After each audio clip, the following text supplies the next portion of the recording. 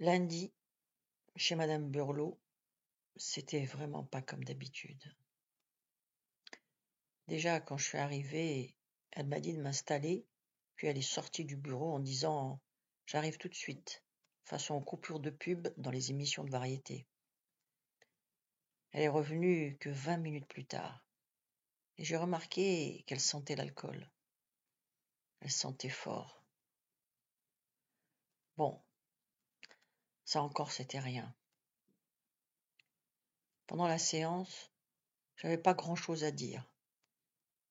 Alors, à un moment, elle a croisé ses petites jambes courtes et elle a fait « Tu as peut-être une histoire drôle à raconter ?» À ce moment-là, j'ai remarqué qu'elle avait des porte-jartelles.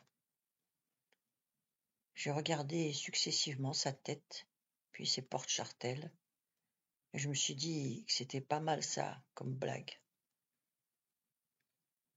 Ensuite, elle s'est mise à me poser plein de questions sur maman, des trucs indiscrets sur sa vie sentimentale et tout ça. Je lui ai dit qu'elle en avait plus depuis que l'autre est parti.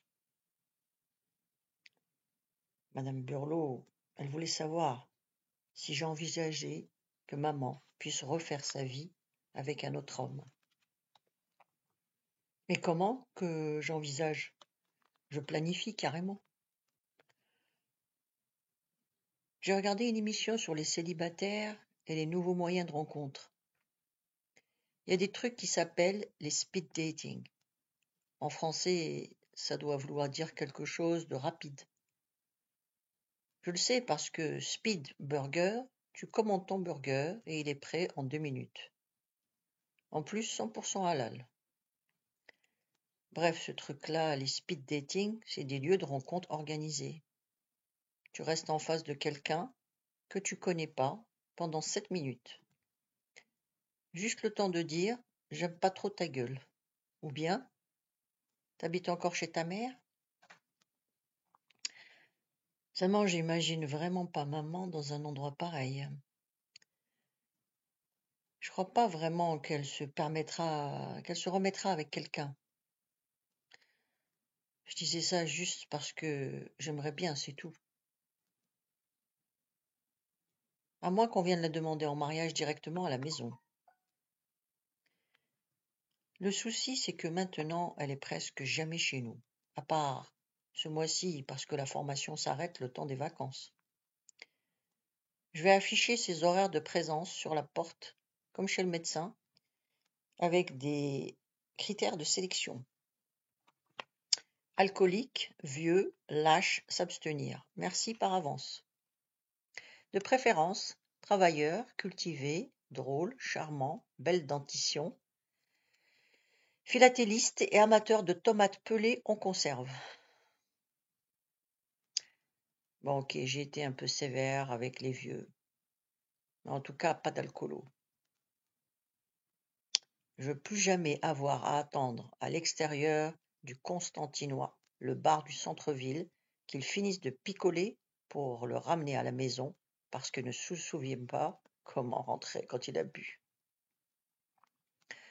Ni aller me foutre la honte à Sidi Mohamed Barquette en achetant de gros packs de bière pendant le ramadan et descendre des bouteilles vides à la trieuse après. Quand les bouteilles s'explosaient à l'intérieur de la boîte à recyclage, ça faisait du bruit et tout l'immeuble savait combien de bouteilles mon père avait descendu.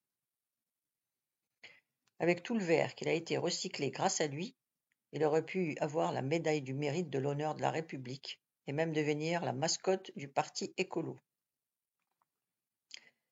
J'aurais bien voulu changer de père et récupérer Tony Tanza dans Madame est servie, mais il était déjà pris.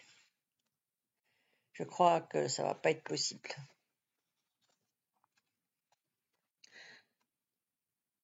Hamoudi, il aimait bien ce travail. Il commençait à trouver ça bien, la légalité. Mais il l'en virait parce que des trucs ont disparu dans l'entrepôt. Au moins pour 6 000 € de matériel. et c'est Hamoudi qui a été accusé. Même ses parents ne l'ont pas cru quand il a nié. De toute façon, eux, ils sont convaincus que c'est un bon à rien, et ils lui disent tout le temps. En tout cas, moi je l'ai cru. Je m'en fous, je suis propre, j'ai rien à me reprocher. J'ai bien fait mon boulot, et je me suis pas endormi une seule fois. Le seul truc qu'ils peuvent me reprocher, c'est cette sale gueule. Il a dit ça en se montrant du doigt, les yeux grands ouverts. J'ai pas osé lui dire qu'il était beau. J'avais peur qu'il croie des trucs. Hamoudi, il est très brun, assez mat de peau, et il a de grands yeux noisettes. Une pure tête de Méditerranéen. Il dit que c'est la raison pour laquelle on l'a accusé injustement. Je sais pas s'il est parano, mais en tout cas, ils avaient pas le droit de l'accuser sans preuve. Ça se fait pas. La vie, elle est pleine de désillusions. En revenant du marché ce matin, j'ai entendu 2 filles et un type discuter dans le bus. Les 2 filles étaient jumelles ou presque. En plus d'être habillées pareil, coiffées pareil, elles parlaient pareil. Le type, il était tout petit et il avait la bouche ouverte tout le temps. Par contre, Dieu soit loué, il disait rien. Il faisait qu'écouter. Les filles mâchaient du chewing-gum et faisaient des bulles à peu près à chaque fin de phrase.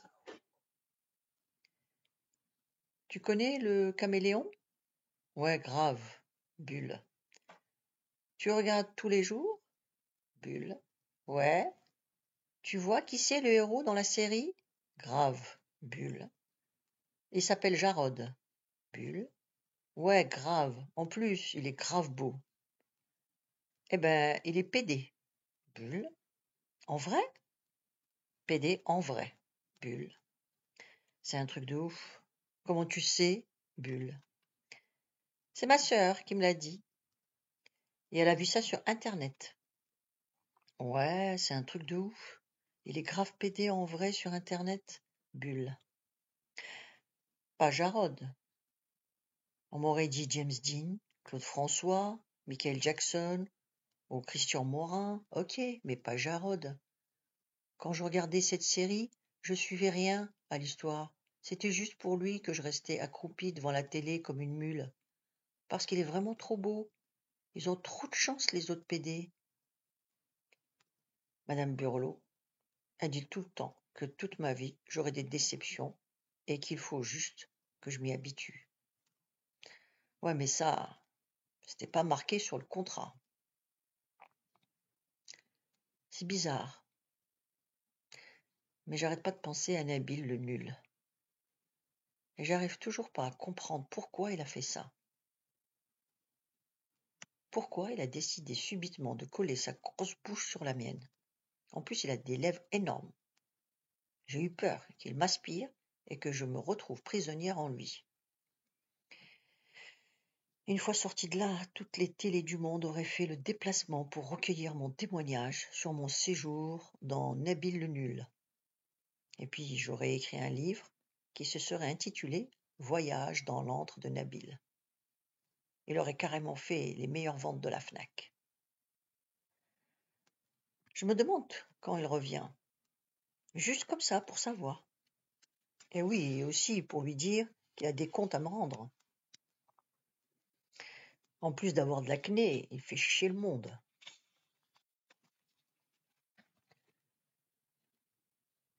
Comme maman est encore en vacances jusqu'à la semaine prochaine, on a décidé d'aller se balader toutes les deux dans Paris. La Tour Eiffel, c'était la première fois qu'elle la voyait en vrai. Alors qu'elle habite à une demi-heure depuis presque 20 ans. Autrement, c'était à la télé, au JT de 13h, le lendemain du jour de l'an, quand elle est illuminée, et qu'à ses pieds, Des gens font la fête, dansent, s'embrassent et se bourrent la gueule. En tout cas, elle était vachement impressionnée. Ça doit faire peut-être 2 ou 3 fois notre bâtiment, non? Je lui ai répondu que c'était sûrement ça. Sauf que notre immeuble et la cité en général, ils suscitent moins d'intérêt auprès des touristes. Il n'y a pas des mafias de Japonais avec leur appareil photo au pied des tours du quartier. Les seuls qui s'y intéressent, c'est les journalistes mythos avec leurs reportages dégueulasses sur la violence en banlieue. Maman serait bien restée des heures à la regarder. Moi, je la trouve moche, mais c'est vrai qu'elle en impose, parce qu'elle est puissante, la tour Eiffel. J'aurais bien voulu monter dans les ascenseurs rouges et jaunes, genre ketchup mayo, mais c'était trop cher.